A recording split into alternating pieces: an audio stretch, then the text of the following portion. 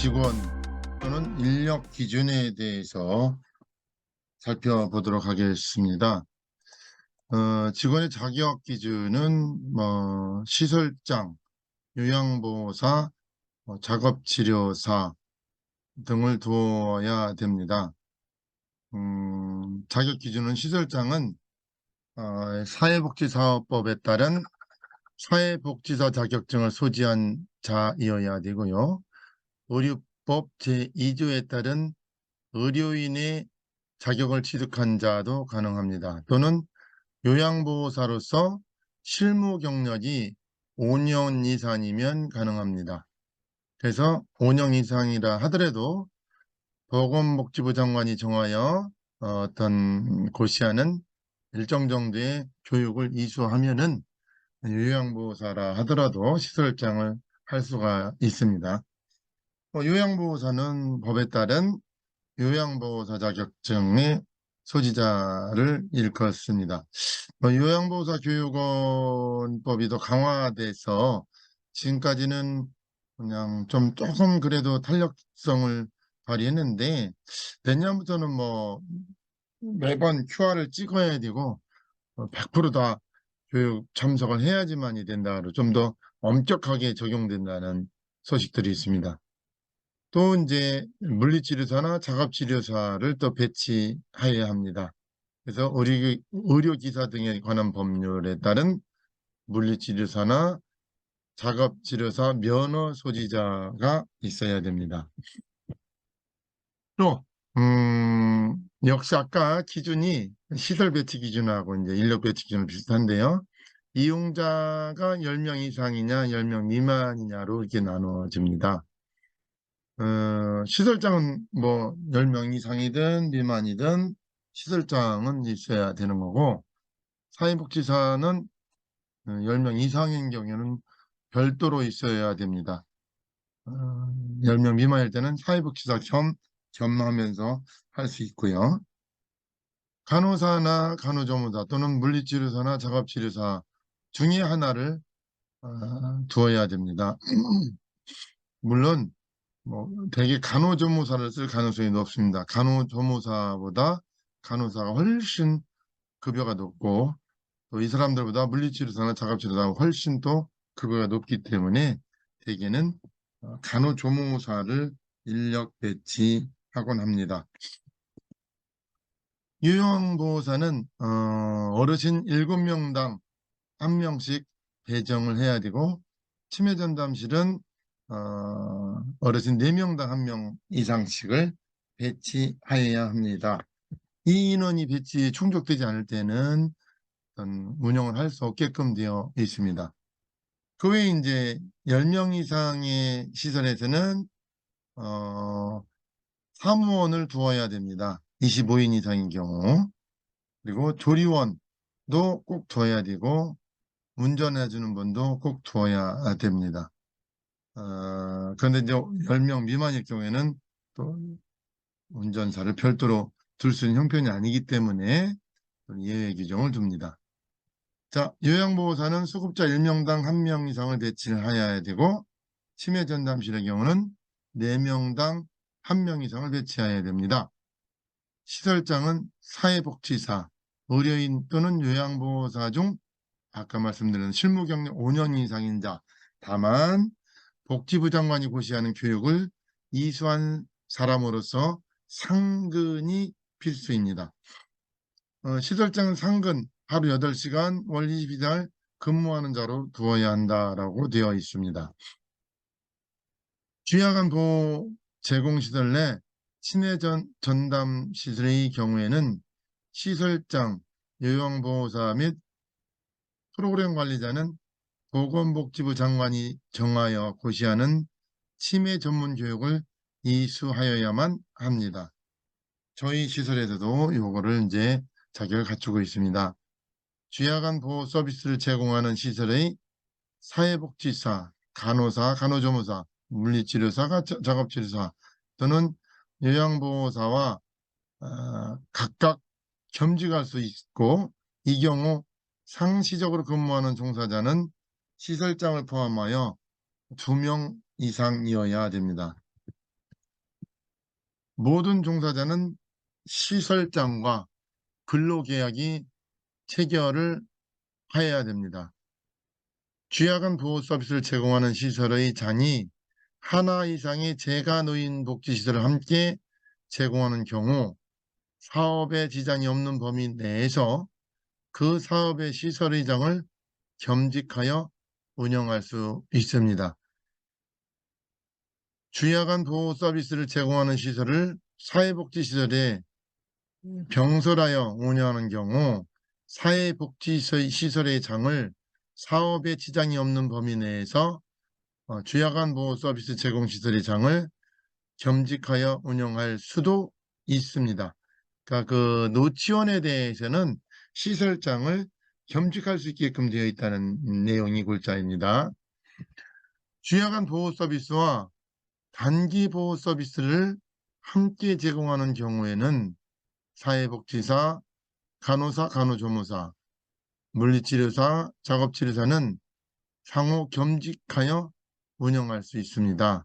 다만 이 경우 사회복지사는 이용자 50명당 1명, 간호사, 간호조무사는 이용자 25명당 1명, 물리치료사, 작업치료사는 이용자 30명 이상일 경우 1명을 배치하도록 되어 있습니다. 취약한 보호 서비스와 단기 보호 서비스를 함께 제공하는 경우에는 법에서 규정한 요양보호사 및 조리원을 각각 두어야 되며 요양보호사 및 조리원을 취약한 보호 서비스와 단기 보호 서비스 상호 간에 공동으로 활용할 수 있도록 하였습니다. 식품위생법 시행령에 따른 위탁 급식 영업자에게 급식을 위탁하는 경우 조리원을 두지 않을 수 있습니다. 위탁 급식 영업자 외의 식품위생법 시행령 제21조 영업의 종류에 따른 영업을 하는 업체, 즉 식품제조 가공업, 즉석 판매 가공업, 일반 음식점 영업 등 이런 업체와도 예외적으로 급식 위탁 계약이 가능합니다. 급식을 위탁하는 경우 시설의 장과의 근로계약 체계를 통한 채용 의무를 완화해 주는 것으로 위탁 업체를 통한 적정 수준의 조리, 급식 서비스는 확보되어야 하며 입소자에게 필요한 영양을 섭취할 수 있도록 적절한 급식 서비스 제공 및 식품을 위생적으로 지급하는 급식업체를 선정하도록 하여야 합니다. 다시 한번 또 영상 감상하시고 가겠습니다. 이런 식으로 문을 닫은 어린이집이나 유치원 중엔 노인 돌보는 돌봄센터, 이른바 노치원으로 업종을 바꾸는 경우가 많습니다. 어린이집은 줄어드는 반면 노치원은 매년 늘면서 전국에 5천 곳을 넘어섰습니다. 임예은 기자가 현장 취재했습니다. 텅 빈 승합차가 1명, 2명 채워집니다. 마지막 탑승자까지 태운 뒤 도착한 곳은 바로 이른바 노치원으로 불리는 쥐야간 돌봄센터입니다. 평균 연령 80안팎의 30명 가까운 어르신들, 건강에 이상이 없는지 체온과 혈압 등을 확인합니다. 체온 재고요. 어르신 정상이에요. 요양보호사의 구령에 맞춰 몸동작을 부지런히 바꿔봅니다. 혼자서 이제 집에서 맨 테레비만 이러다가 여기 오니까 딴 세상 같아요. 처음에 와서는 너무 재밌고 좋아가지고 집에 가는 게 좀 싫었어요. 점심도 돌봄센터에서 제공해 끼니 걸을 걱정이 없습니다. 점심 식사를 마친 뒤 오후 시간에도 수업은 계속됩니다. 지금은 선생님을 따라 민요를 부르고 춤을 추는 수업이 한창입니다. 집에서 내가 할 일이 없잖아요. 혼자 있으니까 아들, 딸은 다 따로 살고 여기 그렇게 좋을 데가 없어요. 보호자들도 하루 종일 짊어지던 돌봄 부담을 조금은 내려놓게 됐습니다. 제 삶도 이제 자유롭지 못하죠. 조금. 그걸 알고 나니까 우리가 이제 토요일 날은 자유롭게 좀 어디서 갈 수도 있고. 현재 돌봄센터는 전국 5천여 개로 매년 늘고 있습니다. 요양병원과 달리 하루 평균 8시간 정도 머물며 10,000원 안팎의 비용만 내면 됩니다. 노인 장기요양보험제도에 따라 등급을 받은 경우 자부담이 줄어듭니다. 하지만 제한이 있습니다. 뇌혈관 질환이나 경증 치매 등 노인성 질환을 앓고 있는 경우에만 등급 판정이 가능합니다. 생활하실 수 없는 어떤 여건이 이제 증명이 돼야지 되니까 여기서 이용하시는 일수가 또 제한이 있는 이제 아쉬운 부분이 있고, 어르신들이 집 밖으로 나와 사회와 어울릴 수 있는 인프라가 더 늘어야 한다는 지적이 나옵니다. JTBC 임예은입니다. 안녕하세요. 뉴스룸 앵커 최재.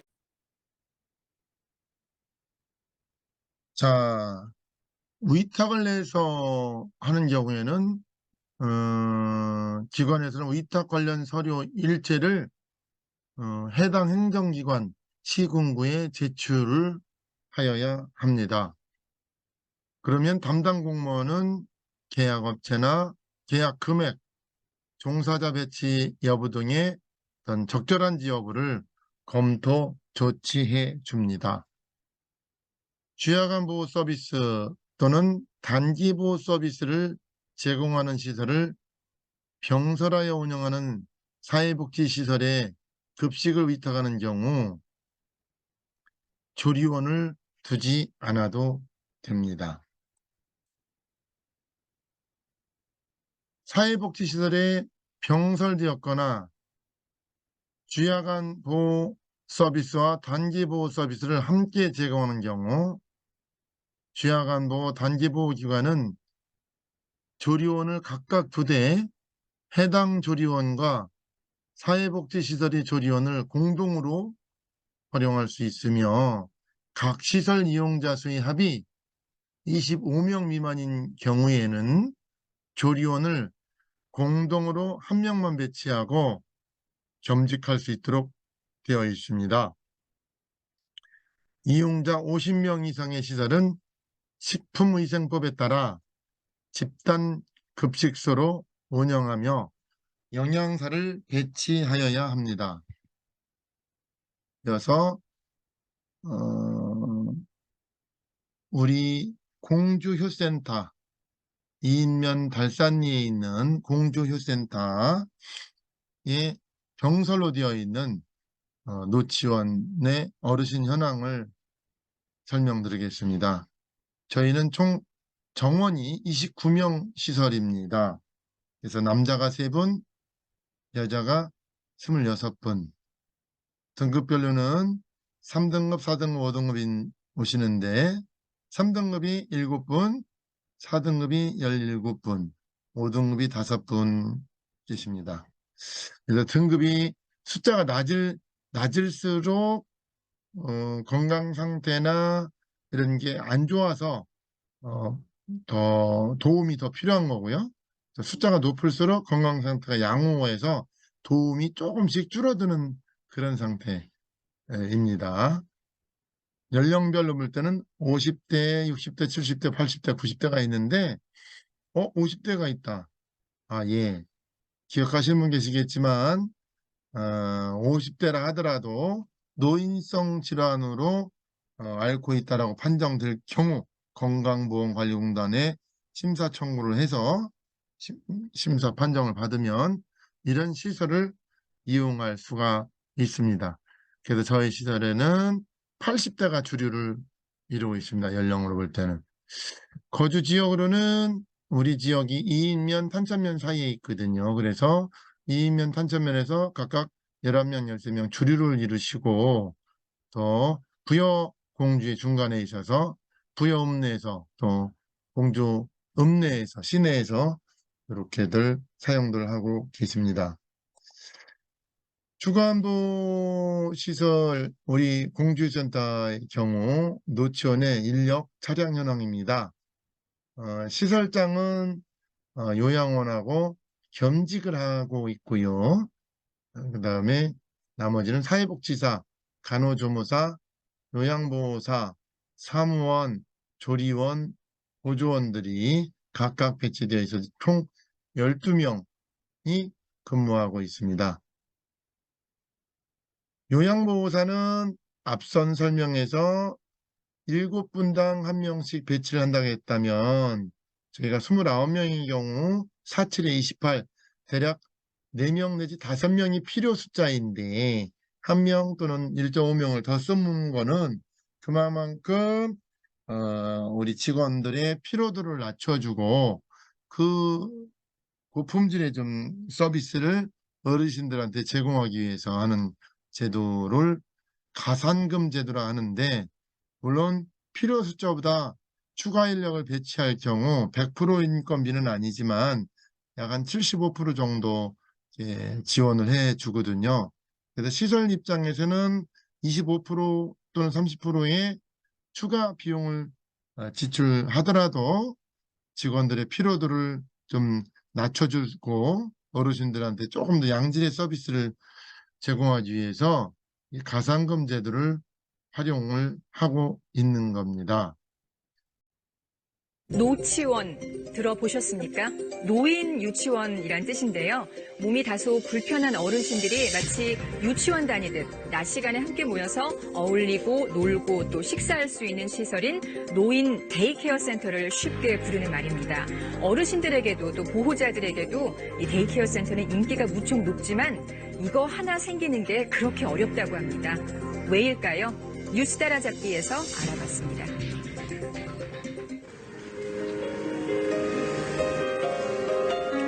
오전 9시 서울의 한 건물 앞 승합차 한 대가 멈추더니 나이 지긋하신 어르신들이 하나둘 내립니다.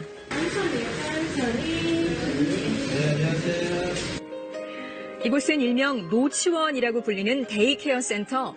거동이 좀 불편하거나 경증 치매가 있는 50대에서 90대 어르신 20여 명이 여기 원생들입니다. 이곳 일과는 아침 조회와 몸풀기 체조로 시작됩니다. 오전 조회를 시작하도록 하겠습니다. 혈압이나 혈당 그리고 온도를 체크를 하고요. 그 다음에 아침 식사 못 하실 수 있으니까 간단하게 간식을 대용해서 드립니다. 오늘 첫 수업은 국악교실. 가장 인기 있는 수업인 만큼 다들 적극적으로 참여합니다.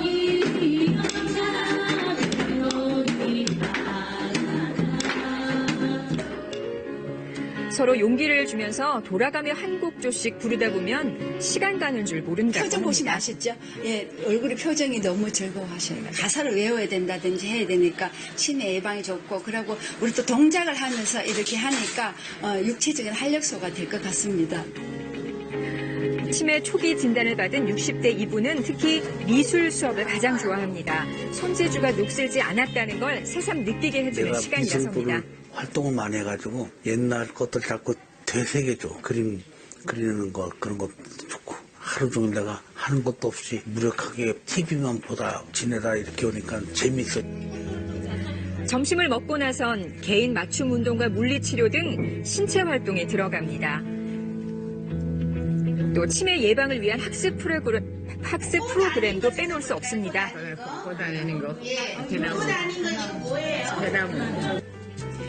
데이케어 센터가 노인 요양원과 가장 다른 점, 잠은 집에서 잔다는 겁니다. 장기 요양 보험 지원이 되기 때문에 본인 부담금은 월 15만 원 정도, 주 5일 낮 시간 동안 어르신들끼리 모여서 어울리고 식사하고 운동하고 다양한 분야의 프로그램에 참여합니다. 딱 어른 유치원이죠. 여기 오면 좋지 뭐. 사람들도 많으니까 얘기도 하고 여기서 노래도 부르고 미술도 하고 밥도 먹고 그러니까 좋지. 어르신 본인도 그렇지만 보호자 입장에서 더할 나위 없이 고마운 시설입니다. 치매를 걸리셔서 아버지를 모시려고 하다 보니까 너무 스트레스 받고 너무 힘든 거예요. 제가 공무원이셨는데 노래 같은 걸 전혀 안 하셨거든요. 80평생. 근데 여기 와가지고 노래도 많이 하시고 그러는 거 보면 되게 좋은 것 같아요. 저도 직장을 다녀야 되고 아이들도 학교를 다녀야 되고 다인데 그걸 못 하잖아요. 집에 혼자 방치할 수는 없잖아요. 꼭 필요한 시설이죠. 여기를 안 다녔다면 계속 침대에 누워있고 TV 보고 안 좋죠. 점점 더 건강 상태는 안 좋아지겠죠. 인기가 높은 만큼 지자체들의 관심도 커서 서울시의 경우 몇 년째 데이케어 센터 확충에 많은 예산을 지원하고 있습니다. 하지만 데이케어 센터의 오픈 속도는 더딥니다. 왜일까요? 자, 서울의 한 아파트 상가입니다. 이곳에 데이케어 센터가 들어올 예정이었지만 아파트 주민들의 강력한 반대에 부딪혀서 몇 달째 오픈하지 못하고 있습니다. 일주일이어서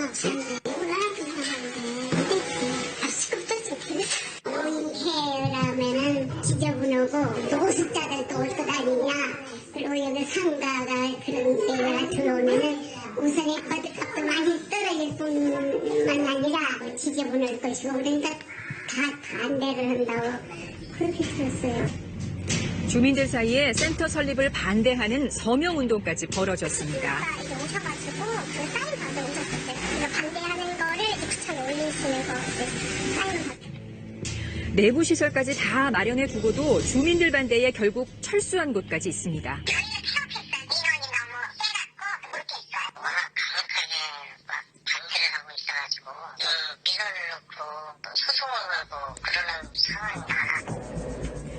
데이케어 센터가 동네 주택가가 아닌 외곽이나 또는 상업지역으로 점점 멀어지는 지역 이유입니다. 주민들이 그쪽으로 오면 땅값이 떨어지고 한다고 해서 관공서에 막 소복 입고 찾아가고 데모하고 해서 끝내는 청소년 시설로 바뀌기도 했고 2018년 기준 65세 이상 치매 환자 수는 75만 명으로 노인 10명 가운데 1명꼴. 치매는 이미 나와 내 가족 얘기가 된 겁니다. 우리는 그 자리에 갈 거잖아요. 누구든지. 그때를 생각해서 서로 이해하고 양보하고. 앞으로의 미래를 생각을 못하는 거예요. 생명이 길어지니까 누구나 거기를 다 신세를 져야 되는데 그걸 몰라서 그래. 아이 엄마들은 뭐부터 찾나요? 집을 고를 때. 어린이집 먼저 찾을 거예요. 어르신이라든가 아픈 환자가 있는 집은 데이케어 먼저 찾아요. 저도 그래서 이 동네를 못 떠나고 있어요. 이 데이케어 멀어지면 안 되기 때문에 꼭 필요시설이라고 생각합니다. 내 집 앞에 노인시설 생기는 게 꺼려지시나요? 나와 내 부모가 이용할 수 있는 곳이라고 생각해보면 어떨까요?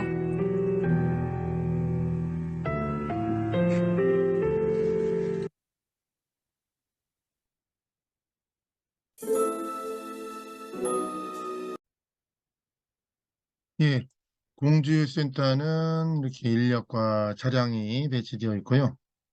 프로그램은 이렇게 매월 한 달 단위로 해서 세부적인 이제 내용들이 계획되어 있고 그 계획에 의해서 시행을 하고 있습니다. 뭐 조금 보실까요? 예, 이렇게 찜질하고 뭐 체조하고 동화하고 이런 세부적 내용들이 들어 있습니다. 예. 뭐 계속 반복되는 일들도 있고요. 고리 던지기, 뭐 칠기오 놀이 바꿔지고 있죠. 노래하고 노래 교실을 계속 하고 있고요. 웃음 치료도 하고 있고, 뭐 투어 놀이나 동화 구연도 각각 해드리고 있습니다. 그래서 이제 이렇게 한 달 단위의 운영 계획이 있어서 거기에 맞춰서 어르신들을 하루하루 또는 그런 프로그램이나 또는 그 음식 또는 목욕 또는 이런 임의용까지도 전체 계획 속에 집어넣고 어르신들을 집에서는 그렇게 아마 보호를 받지를 못할 그렇게 할 수가 없을 거예요. 보호자들 아들 딸들도 그렇게 할 수는 없을 겁니다. 그래서 처음에 오시는 분들은 내가 왜 거기를 가 하지만은 대개는 이렇게 만족도들이 높으세요. 어르신들이 이제 고독사들이 많았잖아요. 한 5년 전만 해도. 그 현격하게 줄고 있고, 여기 하루 일상생활들이 그래서 학교 가듯이 매일 아침에 차를 타고 출근해서 또 막 이렇게 놀고 동료들 또래 어르신들하고 함께 또 얘기도 하시고 프로그램도 하라는 대로 하고 또 다 식사 제공도 두 끼씩은 해주고 간식도 좀 제공해주고 해서 매우 만족도들이 높습니다. 그래서 이거는 국가적으로 장려돼야 될 사항임에도 불구하고 참 애를 먹기도 해요. 저희는 요양원 처음에 할 때 주민들의 반대나 이런 게 좀 많았어요. 나를 낳아준 부모님들을 모시는 곳인데 왜 그걸 혐오시설이나 그분들을 아까 인터뷰 내용에서 봤듯이 지저분하다는 그런 대상으로만 보는지 어쩌다가 사회가 돈이 기준이 되고 집값 상승, 집값 하락에 어떤 모든 것이 결정을 하는 그런 시대가 되는지 모르겠습니다만은 그래도 누군가는 이 어르신들을 위한 일들을 해줘야 되고 그래도 우리가 또 살아야 산 것처럼 살아도 산 것처럼 할 수 있는 그런 걸 해드리는 것이 복지이고 어떤 보살 사상이 아닌가 이런 생각을 해보았습니다. 프로그램 영역별로 이제 분류를 보면은, 뭐, 레크레이션, 뭐, 인지기능 향상이나 생활체육, 노래교실, 웃음치료 등 이제 외부 강사들이 이렇게 와서 해줄 수 있도록 조치를 하고 있고요. 자체에서 만드는 프로그램들도 많이 있습니다. 그렇지만 이제 가산을 적용을 아까 가산이라는 거는 필요한 거 외에 더 할 경우 잘했다고 그렇게 해준다는 거가 가산이거든요. 돈이 자체에서도 비용이 나가더라도 양질의 서비스나 어떤 행복도를 높이기 위해서 이렇게 프로그램도 외부에서 비용을 줘가면서 우리 어르신들께 제공할 수 있도록 하고 있다는 말씀을 드립니다. 활동 사진들을 이렇게 같이 요리하는 거, 어르신들을 그냥 어떤 돌봄의 대상으로만 보지 말고 함께 한다는 이런 생각. 80, 90쯤 되면은 아마 좀 외로움이 더 많을 것 같아요. 소외되고 그 잘못하다 다치면 또 그 견적 안 나온다고 안 시키려고 하고 제외시키잖아요.